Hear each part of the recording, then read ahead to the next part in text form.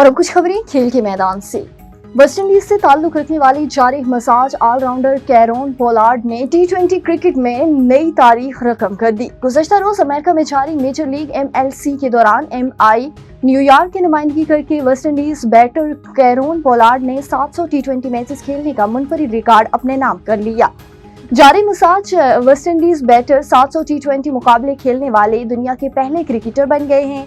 MI New York की नुमाइंदगी करते हुए सान फ्रांसिस्को एल्विन के खिलाफ 37 साला कैरोन पोलार्ड ने 16 गेंदों पर 34 रन नॉट आउट बनाने के अलावा 2 विकेटें भी उड़ाई। इंटरनेशनल क्रिकेट काउंसिल ICC ने मेंस इंटरनेशनल क्रिकेट के लिए अपने कानून में मुताद्दिद तब्दीलियों की मंजूरी दे दी है। क्रिकेट की वेबसाइट क्रैक इन्फो की रिपोर्ट के मुताबिक इंटरनेशनल क्रिकेट काउंसिल ICC ने व्हाइट बॉल के बाद टेस्ट क्रिकेट में स्टॉप क्लॉक मुतारिफ कराने का फैसला कर लिया।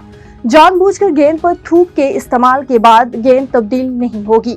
इन कवानीन में बाउंड्री पर कैच से मुतल्लिक नई कवानीन और वनडे मैचेस में 35वीं ओवर के बाद सिर्फ एक गेंद इस्तेमाल करने का फैसला शामिल है, जबकि कुछ तब्दीलियां पहले ही सन 2025 से 2027 के वर्ल्ड टेस्ट चैंपियन के साथ नाफिज हो चुकी हैं, जबकि व्हाइट बॉल से मुतल्लिक नए कवानीन 2 जुलाई से नाफिज होंगे। और इंग्लैंड ने लेजर टेस्ट में भारत को 5 विकेटों से शिकस्त देकर 5वें मैच की सीरीज में 1-0 की बढ़तरी हासिल कर ली।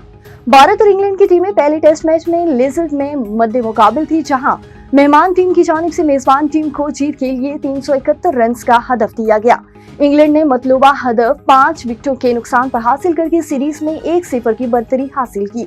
इंग्लैंड की जानिब से बेन डिगट ने शानदार 149 रन की इनिंग्स खेली, जबकि जैक कराली ने 65 रन बनाए। जो रूट ने 53, जेमी स्मिथ ने 44 और बेन स्टोक्स ने 33 रन की इनिंग्स खेली।